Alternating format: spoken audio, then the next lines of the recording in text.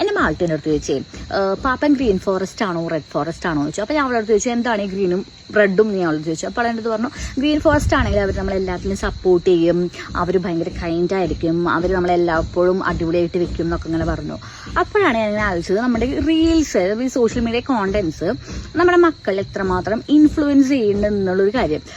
നമ്മൾ ഈ റീൽസിലൊക്കെ കാണുന്ന ഈ ഒരു ഐഡിയൽ കപ്പിൾസ് എന്ന് പറഞ്ഞ സാധനം ഉണ്ടല്ലോ, അത് പക്ക ഫേക്കാണ്. നമ്മൾ ഒരിക്കലും നമ്മുടെ ഒരു നെഗറ്റീവ് സൈഡ് നമ്മൾ സോഷ്യൽ മീഡിയയിൽ വന്ന് കാണിക്കില്ല. ഇപ്പം എനിക്ക് ഭയങ്കര ഒരു ആംഗ്രി സൈഡ് ഉണ്ടെന്ന് വെച്ചിട്ടുണ്ടെങ്കിൽ ഞാനത് ഒരിക്കലും സോഷ്യൽ മീഡിയ കൊണ്ടുപോയി പോസ്റ്റ് ചെയ്യില്ല.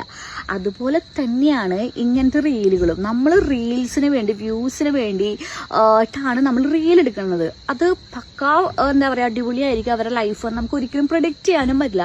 നമ്മൾ റീല് കാണുന്നതല്ല റിയൽ എന്ന് പറയുന്നത്. അപ്പോൾ നമുക്ക് ചിലവരൊക്കെ വീഡിയോസ് കാണുമ്പോൾ ഓ പക്ക ഗ്രീൻ ഫോറസ്റ്റിൽ ഗ്രീൻ ആമസോൺ കാർഡ് എന്നൊക്കെ നമുക്ക് തോന്നുമായിരിക്കും. പക്ഷെ റിയൽ ലൈഫിൽ ചിലപ്പോൾ അവർ അങ്ങനെ ആയിരിക്കണം എന്നില്ല. നമുക്ക് ഒരിക്കലും ഒരാളുടെ ലൈഫ് പുറമെന്ന് കണ്ടിട്ട് നമുക്ക് ജഡ്ജ് ചെയ്യാൻ പറ്റില്ല. പക്ഷെ നമ്മുടെ കുട്ടികളെ മനസ്സിൽ അത് ഭയങ്കരമായിട്ട് എഫക്റ്റ് ചെയ്യുന്നുണ്ട്. അവൾക്ക് ഇപ്പോൾ 14 വയസ്സായിട്ടുള്ളൂ. അതുകൊണ്ടാണ് അവള് ഈ ഒരു റിലേഷൻഷിപ്പിനെ കുറിച്ചിട്ടൊക്കെ അവള് ചോദിക്കുന്നത്. അപ്പോൾ അതൊക്കെ ഭയങ്കരമായിട്ട് ഇൻഫ്ലുവൻസ് ചെയ്യുന്നുണ്ട്. അത് ഫേക്ക് ആണെന്നുള്ള കാര്യം കുട്ടികൾ മനസ്സിലാക്കുന്നില്ല. അപ്പോൾ ഈ ഒരു ഗ്രീൻ ആമസോൺ കാർഡുകൾ എന്നൊക്കെ പറയുന്നത് നമ്മുടെ ഒരു ഇമാജിനറിയിലുള്ളൊരു സാധനമായിട്ടാണ് എനിക്ക് തോന്നുന്നത്. പിന്നെ എൻ്റെ സംശയം അതൊന്നുമല്ല, വിഷ്ണു